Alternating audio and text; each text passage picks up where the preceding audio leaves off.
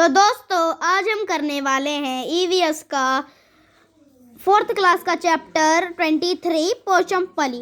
अब आप सोच रहे होंगे कि मैं फर्स्ट से सीधा 23 पे क्यों आ गया, क्योंकि अभी चल रहे हैं यूनिट टेस्ट।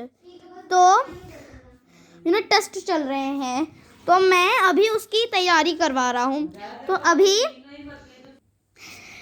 तो अब हम पढ़ते हैं इसमें क्या है। Vani and Prasad live in a village called Mukhattapur. मतलब कि वाणी और जो प्रसाद थे वो रहते थे मुखत्तापुर नाम के विलेज में।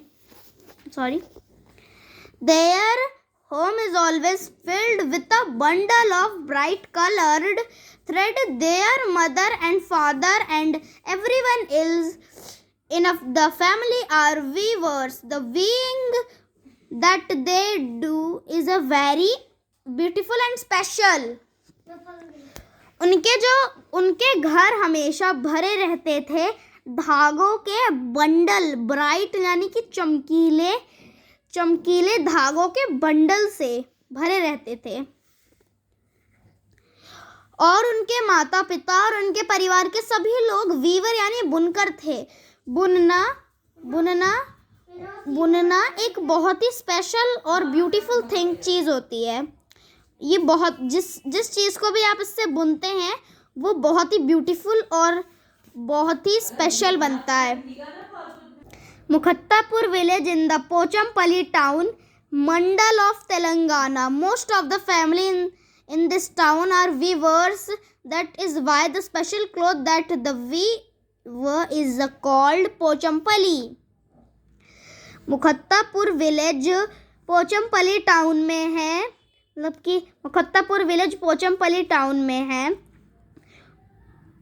तेलंगाना। मतलब कि मुखत्तापुर विलेज तेलंगाना के मंडल जिले के पोचमपल्ली शहर के मुखत्तापुर गांव में है। मतलब कि मैं जैसे समझाऊं कि जो दिल्ली है ना उसके अंदर भी गांव है, तो ऐसे समझ लीजिए दिल्ली एक शहर है जिसके अंदर भी गांव है। वो ऐसे ये भी वैसा ही है, इसका भी वही काम है।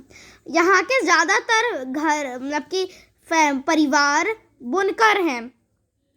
और ये ऐसा वैसा क्लॉथ नहीं, मतलब कि कपड़ा नहीं बुनते। ये एक स्पेशल प्रकार मतलब कि एक स्पेशल यानी कि खास प्रकार का कपड़ा बुनते हैं जिसे कहते हैं Pochampally. The villagers have been doing this work for a long time. Vani and Prasad parents learned weaving from their elders। मतलब कि ये जो विलेजर्स हैं, ये मतलब कि ग्रामीण हैं, ये जो काम करते हैं ये पीढ़ी दर पीढ़ी काम करते आ रहे हैं। और वाणी और प्रसाद के पेरेंट्स ने भी अपने बड़ों से ये सीखा है। ये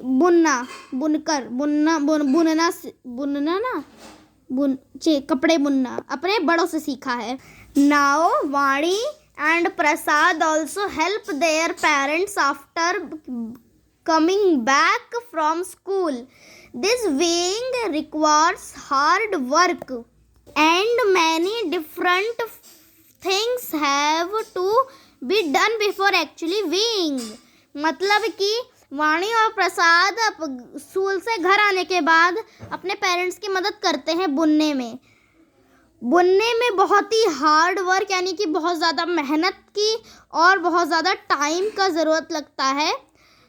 और बहुत सारी अलग मतलब कि अलग सामान का भी ज़रूरत लगता है बुनने में। फ्रॉम थ्रेड टू क्लॉथ मतलब कि कपड़े से मतलब कि ऊन मतलब कि धागे से कपड़े तक। Father brings bundle of thread from Pochampally town. Most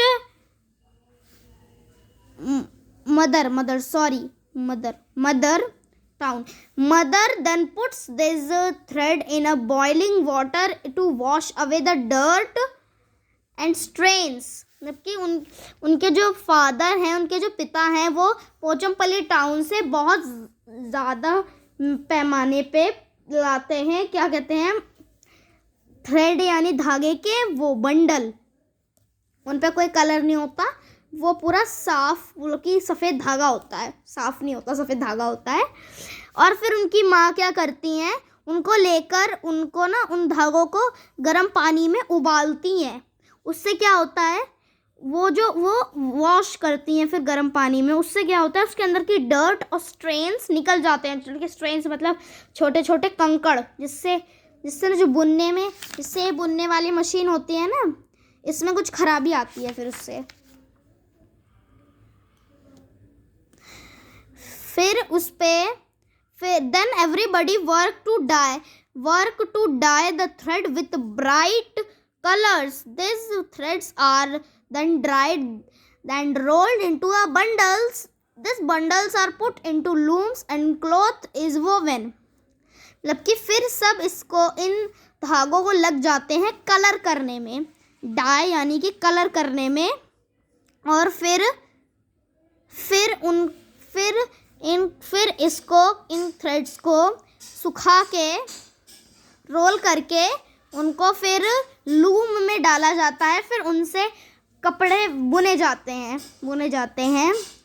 silk cloth, the silk sari are woven from the silk thread. मतलब कि सिल्क के जो कपड़े होते हैं और सिल्क की जो साड़ीज़ होती हैं, वो सिल्क के थ्रेड से बुनी जाती हैं। Cotton thread is used to weave cotton saris and cotton shirts etcetera. मतलब कि जो कॉटन है, कॉटन धागे से cotton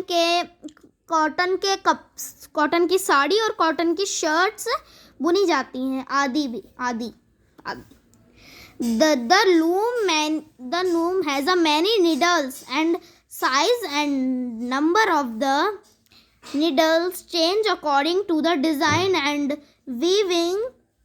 weavers weave the beautiful Pochampally sarees in a bright colors. Through their traditional craft, they have made their region world famous. मतलब कि फिर loom में बहुत सारी नीडल यानी कि सुइयाँ होती हैं, और ये सुइयों का साइज़ और उनका नंबर डिज़ाइन के हिसाब से बदलता रहता है, ताकि वीवर्स को यानी कि बुनकर को बुनने में आसानी हो। और ये क्राफ्ट ट्रेडिशनल क्राफ्ट यानी कि धार्मिक हैं, और ये पूरे वर्ल्ड में फेमस हैं, रीजन वर्ल्ड फेमस। अब ये लास्ट आपका मतलब कि टॉपिक है, क्राफ्ट इन डेंजर। मतलब कि ये क्राफ्ट खतरे में है। Great skill is needed to weave such a special saris. It also takes many day of hard labour. After all this it is a difficult to get a good price for this sarees. Silk is becoming expensive day by day. मतलब कि इसको बनाने में बहुत ही great talent और skill की ज़रूरत पड़ती है बुनने में, और ये बहुत ही स्पेशल टाइप की साड़ीज़ हैं। इनमें काफ़ी दिन लगते हैं और बहुत ही मेहनत से लेबर इनको बुनते हैं। After all this, it is a difficult to get a good price. मतलब कि अब ये बहुत ही डिफ़िकल्ट है कि इसका गुड प्राइस मिले, क्योंकि सिल्क अब महंगा होता जा रहा है, दिन ब दिन सिल्क महंगा होता जा रहा है। Big shopkeepers give a little money for the sarees, though they themselves sell them at the high prices. That is a why many weavers are giving up their family craft. मतलब कि जो बड़े shopkeeper होते हैं वो इसका बहुत ही कम पैसा देते हैं, और फिर इसे बड़ी दुकानों पे बड़े महंगे दामों में बेचते हैं। इसीलिए कुछ लोग जिनकी ये फैमिली करती है, उन्होंने ये छोड़ दिया है। Many are to solve this problem